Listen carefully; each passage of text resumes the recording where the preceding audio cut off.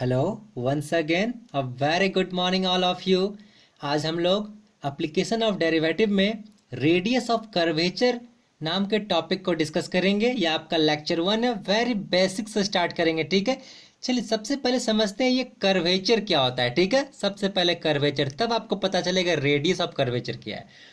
तो आप बैंडिंग का नाम सुने हो। बैंडिंग मतलब झुकाव या घुमाव किसी भी कर्व के लिए। तो चलिए थोड़ा सा मैं आपको पहले डिस्कस डील करता हूँ, ठीक है। आखिर ये बैंडिंग क्या है। मैंने आपके लिए जस्ट एक प्रैक्टिकल टाइप में एक कुछ ले लिया है लंबा सा, ठीक है। अब ये देखिए, अभी तो ये स्ट्रेट लाइन दिख रहा है, ठीक है। मैं इसे बैंड कर रहा हूँ, ठीक है। ये बैंडिंग दिख रहा है ना, इस बैंडिंग को ही कहते हैं कर्वेचर। आप एक बात बताइए, अभी बैंडिंग इसका इतना है, इसका रेडियस बहुत बड़ा होगा अभी ना। इससे यदि आप एक सर्कल ड्रॉ करोगे अभी तो इसका रेडियस बहुत बड़ा बनेगा। लेकिन जैसे जैसे आप इसका बैंडिंग को बढ़ाओगे, बैंडिंग बढ़ाओगे मतलब कर्वेचर को बड़ा करोगे। देखिए मैं बैंडिंग बढ़ा रहा हूँ, ठीक है। बैंडिंग बढ़ रहा है इसका, ध्यान दीजिए, बैंडिंग बढ़ रहा है मतलब इसका कर्वेचर क्या हो रहा है, बढ़ रहा है। कर्वेचर जैसे ही बढ़ रहा है तो देखिए इसका रेडियस घट रहा है, घट रहा है। आपने जितना इसका कर्वेचर बढ़ाया ये रेडियस उतना ही घटा, ठीक है। तो जस्ट कहने का मतलब है कर्वेचर क्या होता है, रेसिप्रोकल होता है रेडियस ऑफ कर्वेचर का, ठीक है। आपका कर्वेचर जितना बड़ा होगा रेडियस उतना ही छोटा होगा। फिर से कंसेप्ट समझिए, कर्वेचर जितना बड़ा होगा रेडियस उतना ही छोटा होगा, और इसका उल्टा कर्वेचर जितना छोटा होगा मतलब बैंडिंग जितना कम होगा। देखिए बैंड मैं कम कर रहा हूँ, रेडियस बड़ा हो रहा है। बैंड कम कर रहा हूं मैं, रेडियस बड़ा हो रहा है, ठीक है। बस आपको डेफिनेशन इसी से लग जाएगा। चलिए आते हैं हम लोग अब इस मैं यहां से डिस्कस करता हूं। क्या है, let y equal to F x be curve. कोई कर्व था, जैसे देखिए ये कर्व अभी जो मैंने आपको दिखाया, ठीक है। Then the rate of change of direction of the tangent. Tangent आप पढ़े, टेंजेंट क्या होता है, कर्व को जस्ट जो टच करके पास कर जाता है कहीं से, ठीक है, इज कॉल्ड कर्वेचर। वो जो rate of change of direction of tangent is called curvature. ये डेफिनेशन है आपका जो आप एग्जाम में लिखोगे, ठीक है। थियोरेटिकली समझने वाला डेफिनेशन आपको जो मैंने बताया, जस्ट बेंडिंग, ठीक है, ओके। और इसका नोटेशन देते हैं कर्वेचर को के से, और k equal to d psi by d s. ये साई क्या होता है इस फिगर से देखिए, ये कर्व है हमारा, ये टेंजेंट एक्स एक्सिस के लिए जो एंगल बना रहा है इसको इंक्लाइनेशन भी कहते हैं, ठीक है। वही है आपका ये साई, ठीक है, ओके। ये एस क्या है, यहां से आर्क लेंथ है, स्मॉल आर्क लेंथ, ठीक है। डी से नोटेशन है तो D S small arc length, ठीक है।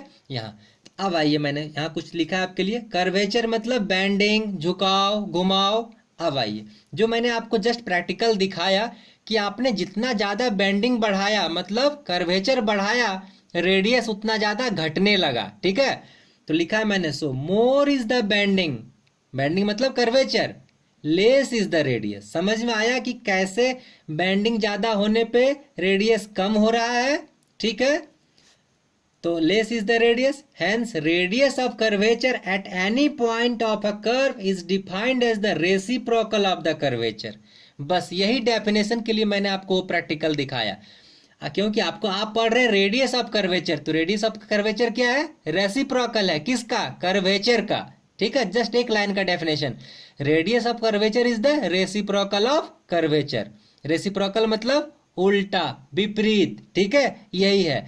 मतलब कर्वेचर जितना बड़ा होगा, जितना ज्यादा बेंडिंग बढ़ेगा, रेडियस उतना घटेगा, ठीक है। बस तो चलिए, रेडियस ऑफ कर्वेचर को नोटेशन देते हैं रो। क्या पढ़ते हैं इसको, रो।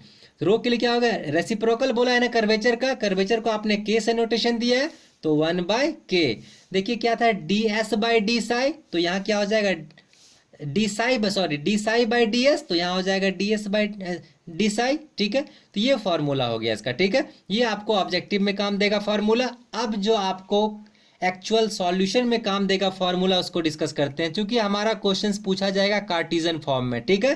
कार्टेशियन फॉर्म क्या होता है जानते हो, एक्स और वाई फॉर्मेट पे जो आंसर लिखना रहता है या क्वेश्चन रहता है, ठीक है। चलिए, नॉट फॉर्मूला है, if y equal to F X at x1 y1 then rho equal to मतलब radius of curvature 1 plus y1 का स्क्वायर। y1 का मतलब dy बाई डी एक्स, आप पढ़े हो हायर ऑर्डर डेरिवेटिव जब मैंने पढ़ाया था, y1 का मतलब dy by d x, y1 का स्क्वायर ब्रैकेट का पावर 3/2, ठीक है, और होल डिवाइडेड बाय बट्टा y2 मतलब d2y by d x square, ये डबल डिफ्रेंसिएशन, ठीक है। देखिए और करके मैंने इसे लिखा है यही सी बात को, 1 plus d y by d x का होल स्क्वायर। देखिए मैंने एक चीज यहाँ मिस कर गया है जो हमें लिखना पड़ेगा, ये पावर 3/2 पूरे के लिए होगा, ठीक है। ये जो मैंने यहाँ दे रखा है पावर 3/2 पूरे के लिए, आप समझ पाए होंगे ये चीज को। तो ऐसे रहा हमारा ये, और 1 plus d y by d x का स्क्वायर और होल पावर 3/2 और नीचे d2y by d x square, ठीक है। अब यहाँ y2 नॉट इक्वल टू 0 मतलब ये डबल डेरिवेटिव 0 नहीं होगा, 0 होने पर अनडिफाइंड हो जाएगा। और किस पॉइंट पे लेना है ये, x1 y1 जो भी पॉइंट आपका दिया रहेगा, ठीक है। इस फॉर्मूला को आप जरूर याद रखोगे, बहुत इंपॉर्टेंट है क्योंकि इसी से आपका प्रॉब्लम बनने वाला है। चलिए क्वेश्चन को डिस्कस करते हैं, कुछ basic questions. Find the radius of curvature of x square 6y square plus 2x minus y equal to 0 at origin. देखिए पॉइंट गिवन है 0 0 ऑरिजिन, ठीक है। चलिए हम लोग डिस्कस करते हैं कैसे सॉल्व करते हैं इसे, ठीक है। और एक बात, कर्वेचर का आंसर जो भी आएगा वो ऑलवेज पॉजिटिव में आएगा, ठीक है। वो हम लोग हमेशा मॉडुलस नेगेटिव भी यदि आता है तो उसे हम लोग आंसर लिखेंगे पॉजिटिव में, ठीक है। चलिए गिवन जो भी कर्व था दे दिया, y1 y2 आप फॉर्मूला में देख रहे हो, मतलब डिफरेंशिएट करना है, डिफरेंशिएट कीजिए। तो क्या डिफरेंशिएट पहले इसका होगा, so on differentiating with respect to x के रिस्पेक्ट में डिफरेंशिएट करते हैं, ठीक है। कहीं कहीं y के रिस्पेक्ट में भी करना पड़ता है, ठीक है।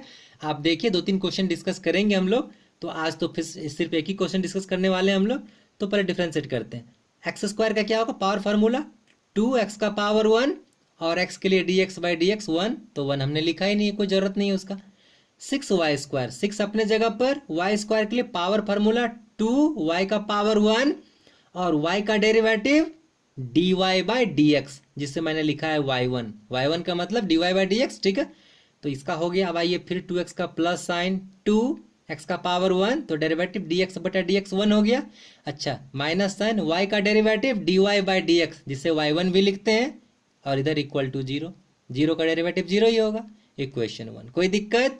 अब हमें किस पे निकालना है, 0 0 पे ना, तो चलिए पुट करते हैं 0 x, ये फर्स्ट वाला x बता रहा है, सेकंड वाला y।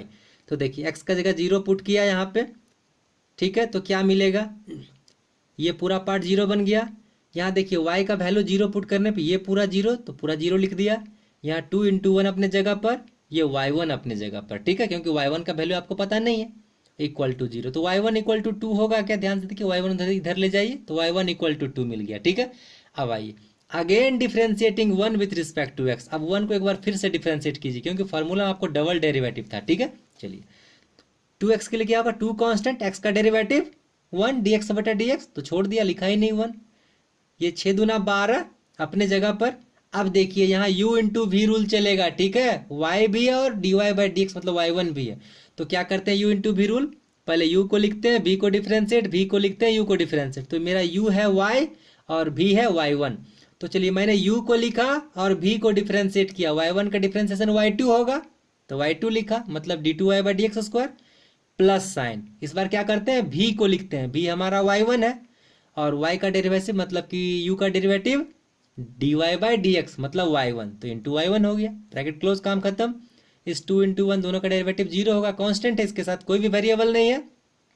माइनस साइन, इस y1 का derivative y2 d2y by d x square, right side 0 है, 0 का डेरिवेटिव 0, यहाँ काम हो गया।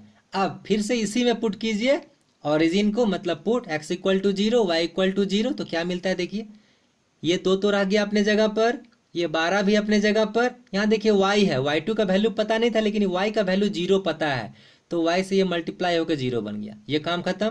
प्लस साइन, यहाँ पे y1 का वैल्यू देखिए आपने निकाला यहाँ 2, तो 2 लिख दिया, फिर यहाँ y1 2 लिख दिया, मल्टीप्लाई, ब्रैकेट क्लोज, 0 अपने जगह पर माइनस y2 अपने जगह पर। अब हमें y2 निकाली, इस y2 को इधर कर दीजिए, इधर कैलकुलेट कर लीजिए क्या मिल जाएगा, ये 4 हो गया, 12 चौका 48 और 2 50, y2 का वैल्यू 50 आ गया, ठीक है।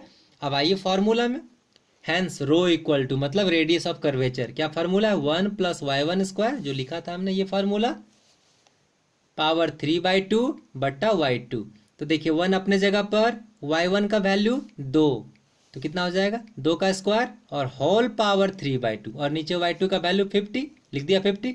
अच्छा देखिए तो ये 2 का पावर 2 तो 4 हो गया, और ये एक 5, 5 का पावर 3/2। तो आप इसे लिख सकते हो ना, 5 √5, 3/2 को लिख सकते हो पावर 1+1/2, और 1/2 का मतलब रूट होता है, ठीक है। चलिए तो 5 गुना 5√2 हो गया, और नीचे 50, 50 को आप ये देखिए तो कट जाएगा 10 बार में। अच्छा, आप 10 को लिख सकते हैं 2 गुना 5 लिख सकते हैं, और 5 से एक बार 5 कट जाएगा रूट वाला, तो √5 हो जाएगा।